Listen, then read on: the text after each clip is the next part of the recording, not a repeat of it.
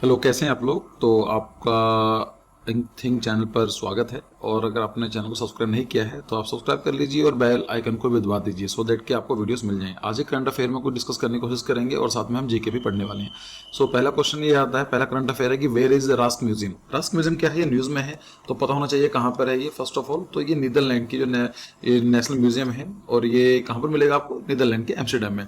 So it is dedicated to Dutch art and history. It is situated in Amsterdam in a museum square close to the Van Gogh museum. दोनों ही museum important है, याद कर लीजिए। Rusk museum news में है और van गोस एक बहुत बड़े पेंटर रहे हैं, डच पेंटर रहे हैं, तो उनके ऊपर जिनको आर्ट वर्क उनको दिखाता है Van Gogh museum. So it was founded in the Hague 1798। उसके बाद शिफ्ट कर दिया गया एम्स्टरडैम में। तो अगर हम बात करें न्यूज में क्यों है, देखिए यहाँ पर एक नाइट वॉच के नाम से एक वो बड़ी पेंटिंग है, बहुत फेमस पेंटिंग है जो रेम्ब्रेंट ने, एक डच पेंटर ने बनाई थी। उस पेंटिंग के सामने क्या हुआ कि एक एक्सटिंक्शन रिबेलियन के नाम से एक ग्रुप है जो कि क्लाइमेट एक्टिविस्ट ग्रुप है, तो उसने प्रोटेस्ट करना स्टार्ट कर दिया। तो इसलिए ये पेंटिंग न्यूज में है और ये जो एक्सटिंक्शन रिबेलियन है ये ग्रुप पूछा जा सकता है आपसे, और आपको ये पता होना चाहिए कौन सी म्यूजियम की बात चल रही है। ठीक है, तो पेंटिंग का नाम क्या था, नाइट वॉच म्यूजियम, और ये एक्सटिंक्शन रिबेलियन ने प्रोटेस्ट किया है तो इसलिए ये न्यूज में है और इसलिए क्वेश्चन बन सकता है। So in famous painting and to oppose, अभी प्रोटेस्ट क्यों कर रहे हैं, एक्चुअली क्या हुआ कि रास्क म्यूजियम ने पार्टनरशिप की है एयरलाइन केएलएम और ब्रांड आईएनजी। तो ये एक्टिविस्ट ये बोल रहे हैं कि जो एयरलाइंस हैं वो पॉल्यूट करती हैं एनवायरनमेंट को, एक्सटिंक्शन की तरफ लेकर जाती हैं, तो जो फेमस जो म्यूजियम है उसको इस तरह से कोलैबोरेट नहीं करना चाहिए था। तो अगर मैं आपको दिखा देता हूँ कि पेंटिंग किस तरह की है, पेंटिंग देखने में कैसी लगती है।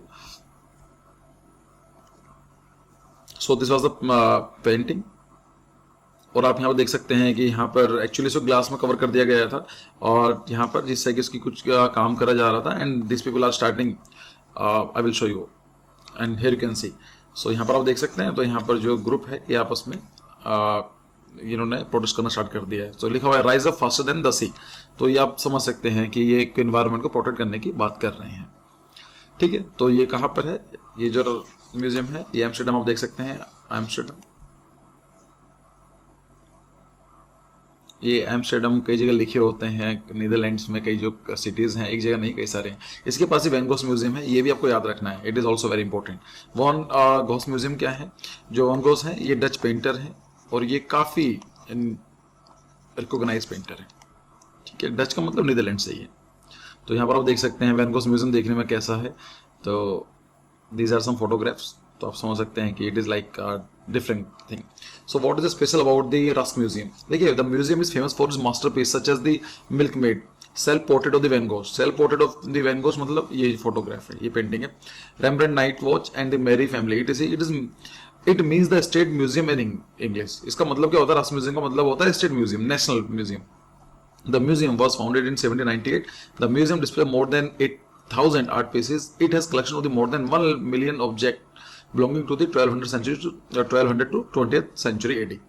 So the Ras Museum was inspired by the French Museum of the Louvre. Louvre आप जानते हैं कहाँ पर मिलेगा, पेरिस में आपको देखने को मिलेंगे, इंपॉर्टेंट है।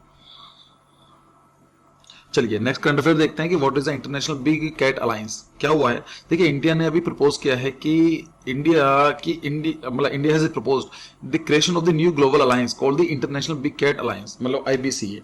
तो इंडिया ये डिमांड कर रहा है कि आईबीसीए होना चाहिए, जिसकी फुल फॉर्म होगी international big cat alliance. Big cat का मतलब क्या है, जैसे ये जो आते हैं टाइगर है, लायन है, leopard, snow leopard, Puma, Jaguar and चीता। ठीक है, तो इंडिया ये डिमांड कर रहा है कि to protect the 7 major big cats, जिसके अंदर ये आपके कैप ये आ गए, तो इनको प्रोटेक्ट करने के लिए इंटरनेशनल बिग अलायंस बनाना चाहिए। The IBCA will be operate in 97 countries and organisation interested in protected these animals.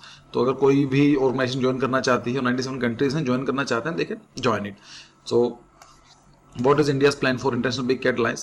India is committed to provide funding of the 100 million US dollars over 5 years to support the IBC. India बोल रहा है कि अगले 5 साल के अंदर हम 100 million US dollar देने वाले हैं। After 5 years the alliance will be supported by the membership fee. और 5 साल के बाद क्या होगा, जो मेंबर बनने वाले हैं वही इसको सपोर्ट करेंगे and money from the other organisation, right.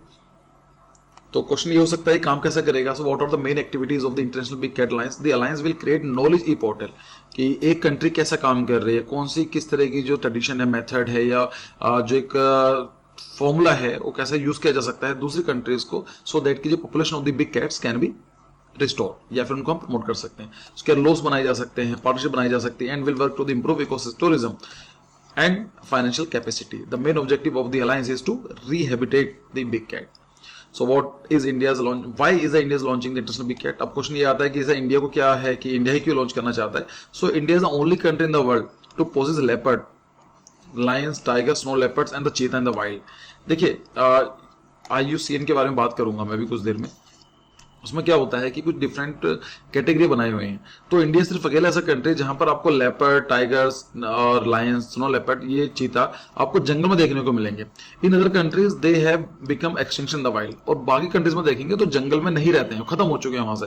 Like वो कहीं पर आपको मिल सकते हैं, लाइक इन जूज हो सकते हैं, प्रोटेक्टेड एरियाज में हो सकते हैं, लेकिन रियल वाइल्ड में नहीं देखने को मिलेंगे। While in some other countries some only a few, like 1 और 2। अब सोच कर देखो किसी एक पॉपुलेशन कितनी है, 1 है, 2 है, 3 है, तो उसको नहीं कर सकते ना। सो से 1 और 2 are found in the wild. So India should take the lead. India should only bring jaguar and pumas to unite all the big cats. Clear है?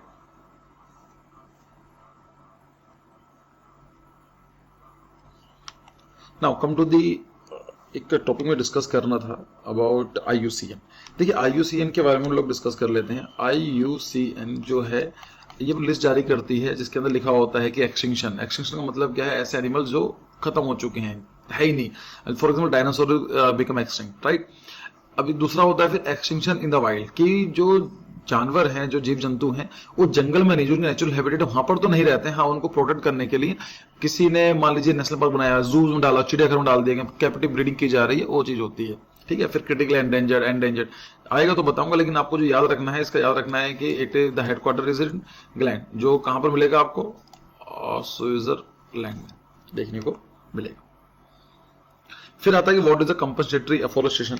देखिए ये काफी इंटरेस्टिंग कॉन्सेप्ट है। कंपनसेटरी एफोरेस्टेशन मतलब क्या है कि अगर मान लेते हैं, एफोरेस्टेशन का मतलब होता है जंगल को बर्बाद कर देना, खत्म कर देना। अगर किसी भी एरिया को हम वहां के जो फॉरेस्ट हैं या कि जो वहां के ट्रीज हैं उन्हें काट रहे हैं, तो इन्वायरमेंट को नुकसान पहुंचा रहे हैं। उसको प्रोटेक्ट करने के लिए अगर हम जितने हमने ट्रीज काटे हैं उतने ही या उससे ज्यादा हम प्लांट कर देते हैं, उस तरीके को बोला जाता है कंपनसेटरी अफोरेस्टेशन। कि जो आपने अफोरेस्टेशन किया है उसको कंपनसेट करने के लिए कुछ भी करते हैं, that's called the compensatory afforestation. Normally 2 times होता है। 2 टाइम्स होता है मतलब अगर आपने 100 प्लांट काटे हैं तो कहीं और जगह आप 200 प्लांट लगा दीजिए, तो माना जाता है कंपनसेटरी अफोरेस्टेशन। क्लियर? अब आप बोलेंगे सर जरूरत क्या होती है? आप ऐसा मान लीजिए this is a national park, यहाँ पर रिजर्व फॉरेस्ट ऐसा मान लेते हैं। अब यहाँ पर आपको रोड जाने में, लाइक एक village, this is the road, this is the village, ही तो एक रोड ऐसा बनाई गई है। अब मान लेते हैं आप चाहते हैं यहाँ से रोड बनाना डायरेक्टली, है ना, जिससे क्या होगा, रोड बनाने से कंपनीज आएंगी, डेवलपमेंट होगा, हेल्थ सेक्टर इंप्रूव होगा। या मान लीजिए विलेजेस के लोग हैं, काफी प्रॉब्लम फेस करनी पड़ती है, तो yes we need to cut the forest and we want to make a bridge और हाईवे और समथिंग। लेकिन अब ये क्या करेंगे, अगर हम पेड़ बन को काटते हैं तो इन्वायरमेंट नुकसान होता है। इन्वायरमेंट को नहीं, अगर हम ट्रीज को नहीं काटते हैं तो इस एरिया की डेवलपमेंट नहीं हो सकती है। सो क्या होगा, सिंपल सोल्यूशन ये है कि चलो ठीक है, दोनों को हम बचा लेते हैं कि जो हमने ट्रीज का नुकसान पहुंचाया है उसको हम कहीं और पर, ऐसी जगह पर, लेट्स से कि यहाँ पर क्या है, it is a dry area, यहाँ पर कुछ होता नहीं है, अपने यहाँ पर 1000 ट्रीज आपने कट करे हैं, तो आप यहाँ पर 2000 ट्रीज प्लांट कर दीजिए। उससे क्या होगा कि जो आपने नुकसान पहुंचाया एनवायरमेंट को, वहां से कंपनसेट हो जाएगा।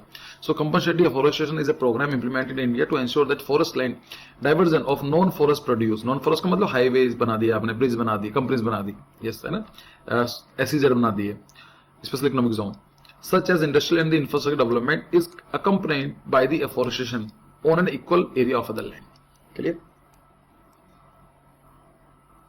So India was the first country to adopt compensatory afforestation. The concept of the compensation afforestation in the world started in India. ये जो concept आया था इंडिया ने दिया था और इंडिया के बाद ही काफी कंट्रीज ने अडॉप्ट किया है. So India launched the concept through its Forest Conservation Act of 1980. तो इंडिया के अंदर एक फॉरेस्ट कंजर्वेशन एक्ट आया था 1980 का, लेकिन सुप्रीम कोर्ट को लगा कि अनसेटिस्फैक्टरी है, तो इंडिया ने क्या बोला कि जो है फॉरेस्ट रीजन, तो कम CMPA वॉज क्रिएटेड इन 2002. आप समझ सकते हैं 1980s के बाद 2002 में आया, चलो ठीक है 22 साल के बाद आया, लेकिन कैंपा का मतलब होता है compensatory afforestation management protection act, कुछ इस तरह का एक्ट है जो 2002 के अंदर बनाया गया. इसके अंदर पूरा बताया हुआ है कि कोई कंपनी अगर कोई जंगल कट कर रही है तो हमें किस तरह से उसको मैनेज करा जाए, कैसे कंपनसेट करेंगे. क्लियर? नाउ एक छोटा सा करंट अफेयर है कि what is a one nation one challan initiative. नाम से क्या लग रहा है आपको कि एक कंट्री या वन चालान है। हम लोग बाइक चलाते हैं, कार चलाते हैं, चालान हमारा नुकसान, हम क्या करते हैं, रेड लाइट तोड़ देते हैं या फिर हम पॉल्यूशन करते हैं, चालान हो जाता है। तो उसका ये है कि एक तरह से एक इकोसिस्टम होना चाहिए कि सारा का सारा कॉम्बिनेशन एक जगह मिल जाए। One nation one challan initiative aim to integrate all related agencies such as traffic police and regional transport officers on a single platform for the seamless collection of the traffic fines and data transfer। Right, तो simple चीज है। आगे देखते हैं Yellowstone national park. ये काफी news में है और ये इंपॉर्टेंट भी है, पता होना चाहिए। किसी भी जीके के क्वेश्चन में पूछा जा सकता है, किसी भी एग्जाम की तैयारी कर रहे हैं तो पूछा जा सकता है कि लोकेशन क्या है क्या है। देखते हैं Yellowstone national park, it is in USA. दिखाऊंगा अभी कहां पर है। विच सेलिब्रेटेड इट्स 151st एनिवर्सरी, मतलब 151वीं एनिवर्सरी बनाई गई है, तो 1.5 साल कंप्लीट हो चुके हैं। It consider the first national park in the world, और ये माना जाता है कि पूरी दुनिया का पहला नेशनल पार्क है। इंडिया कौन सा है आप मुझे बताइए। चलो मैं पूछता हूं आपसे कि which is the India first national park. आपको बताना है इंडिया का पहला नेशनल पार्क, उसको आप बताएं, कमेंट सेक्शन में जवाब देंगे, ठीक है। The park spanning over 9,000 square kilometre across the Wyoming, Montana and Idaho was established by the US Congress in 1872। ये हमें इतना जरूरी नहीं है कौन सा एक्ट आया था क्या आया था, लेकिन आपसे जीके का बन सकता है कि सबसे पुराना नेशनल पार्क क्या है। It is Yellowstone national park, news में भी रहता है काफी। तो ये कहां पर है, दिस इज यूएसए। तो आप देखेंगे तो यहाँ पर कहीं आपको देखने को मिल जाएगा येलोस्टोन नेशनल पार्क, ठीक है। यहाँ पर कैसे हर चीज मिलेंगी आपको, जैसे हॉट स्प्रिंग देखने को मिल जाएगी, गीजर देखने को मिल जाएगी। इसके ऊपर तो मैं कभी प्रॉपर वीडियो लेकर आऊंगा कि येलोस्टोन नेशनल पार्क है क्या, इसकी हिस्ट्री क्या है, कभी देखेंगे इसको। बस आपको फिलहाल इतना याद रखना है। एक और आता है कि what are the great Indian bustards, news में क्यों है। देखिए पहले समझ लेते हैं कि ग्रेट इंडियन बस्टर्ड्स होते क्या हैं, और हम यहाँ पर भी बात करेंगे यूनाइटेड आईयूसीएन के बारे में थोड़ी सी। So the great Indian bustard is one of the heaviest flying birds in the world. तो इतने भारी भरकम होते हैं और it is heaviest flying bird में काउंट किए जाते हैं।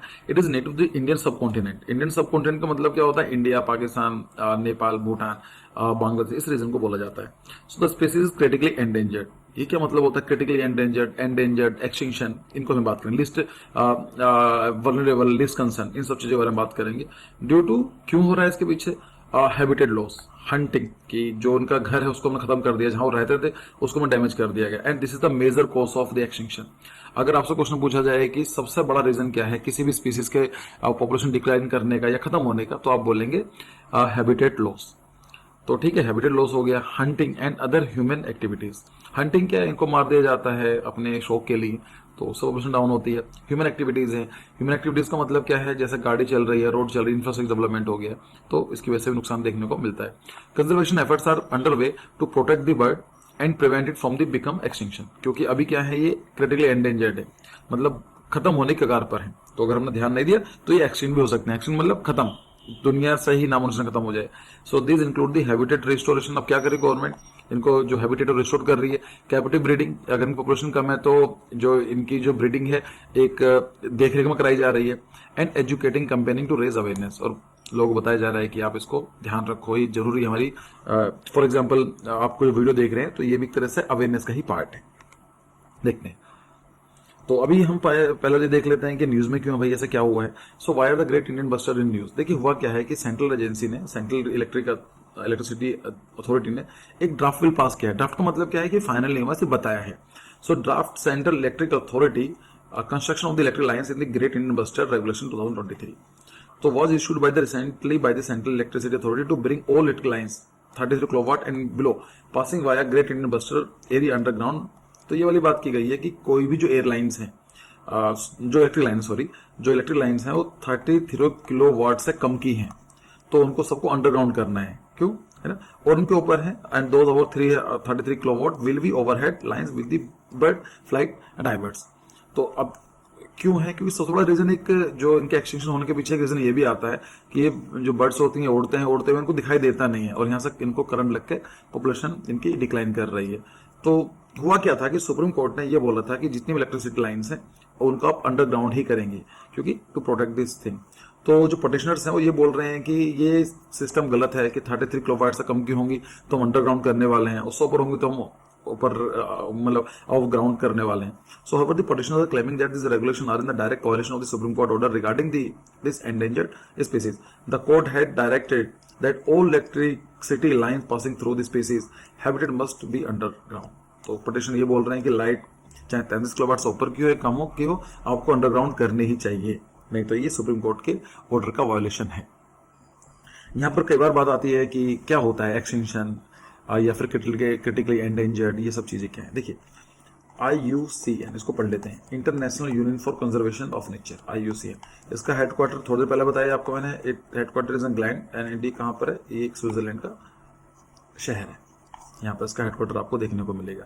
ये क्या करता है, ये आपको टोटल 9 कैटेगरीज में बताता है। जैसे एक्सटिंक्शन हो गया, एक्सटिंक्शन का मतलब सिंपल है कि डायनासोर है, कि जो ये हुआ करता था एक टाइम पर, मेमथ है, तो एक टाइम पर हुआ करते थे, आज नहीं है, इसकी पॉपुलेशन आपको देखने को नहीं मिलेगी, तो हम उसको बोलेंगे एक्सटिंक्ट हो गया, ठीक है।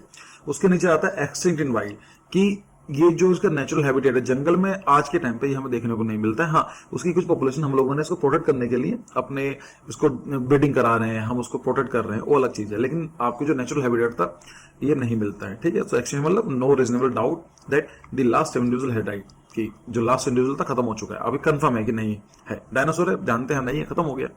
एक्सटिंक्शन वाइल्ड का मतलब होता है known only to survive in the captive cultivation और well outside the natural range, कि इसको ध्यान, इनको हमने जो नेचुरल हैबिटेट हुआ करता है उनसे अलग हमने इसको प्रोटेक्ट कर रखा है, ठीक है। तो ये तो एक तरह से खत्म होने की कगार पर है। थ्रेटन का मतलब होता है, एक होता है क्रिटिकली एंडेंजर्ड, CR बोलते हैं, फिर होता है एंडेंजर्ड, एक होता है वल्नरेबल। क्रिटिकली एंडेंजर्ड का मतलब क्या है कि बिल्कुल खत्म होने की कगार पर है, ध्यान नहीं दिया तो हो सकता है कि आजकल में एकदम खत्म हो जाए। क्रिटिकली एंडेंजर्ड के बाद क्या होगा, ये यहाँ पर जाएगा, उसके बाद ये यहाँ पर चला जाएगा, ठीक है। So facing extremely high risk of the extinction in the wild, खत्म होने वाला है जंगल में। एंडेंजर्ड का मतलब क्या होता है कि ठीक है कि वेरी हाई रिस्क है, लेकिन इतना भी नहीं है क्रिटिकल एंडेंजर्ड का। वल्नरेबल का मतलब क्या होता है, तो मतलब ये है कि अगर ध्यान ना दिया गया तो ये वल्नरेबल एंडेंजर्ड या क्रिटिकल एंडेंजर्ड में पहुंचे जा सकता है, कि ये पॉपुलेशन अभी स्टेबल है लेकिन हमें ध्यान रखने की जरूरत है, कॉल्ड द वल्नरेबल पॉपुलेशन।